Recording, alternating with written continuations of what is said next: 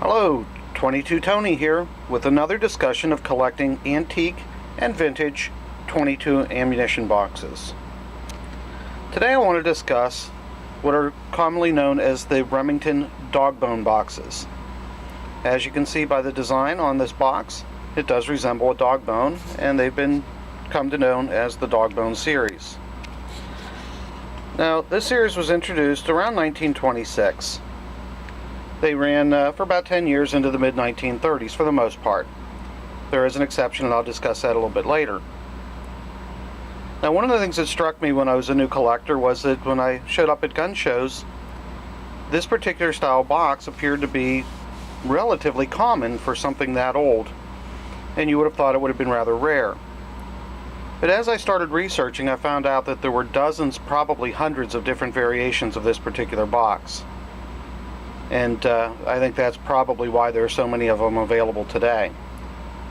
Now, one of the nice things about this particular box is because of such a variation, you could make an entire collection focused solely on the Dogbone boxes.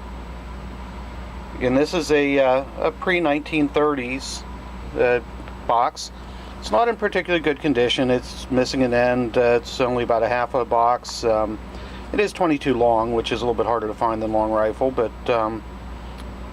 it's still not a particularly common box, but they're available. Okay. Now, around 1930, Remington introduced their high-speed line, and they changed the box a little bit. So in 1930, when the high-speed line was introduced, boxes changed in a couple of ways. First of all, they started marking them as lubricated bullets. Prior to that, there was no indication of that. This is a high speed, and this is a standard velocity. It's hard to see the end caps with the plastic, but you can see that, well, maybe you can see that they're marked as well.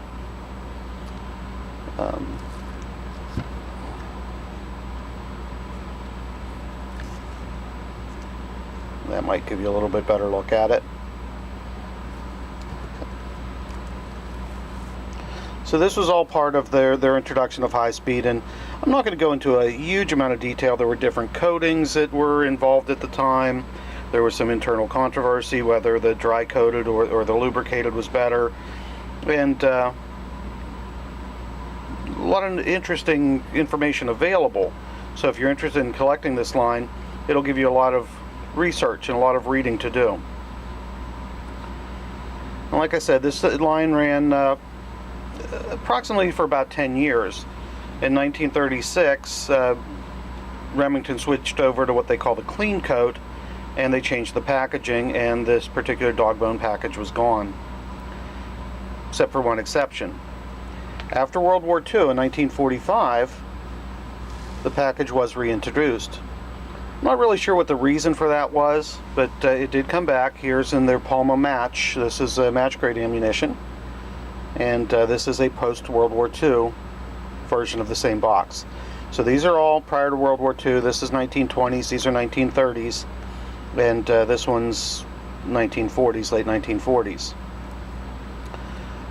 Again, very similar box. They had already changed the style on their, most of their production ammunition, but they did come back with the Dogbone. And again, this is a nice example of a Palma match grade 22 ammunition.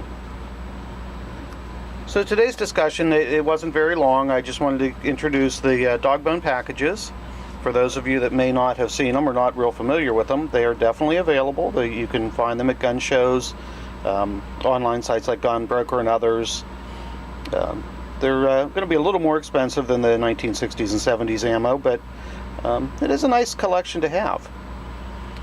Hope you enjoyed today's discussion. I appreciate you watching, and hopefully you'll come back for some future videos. Thanks, and bye.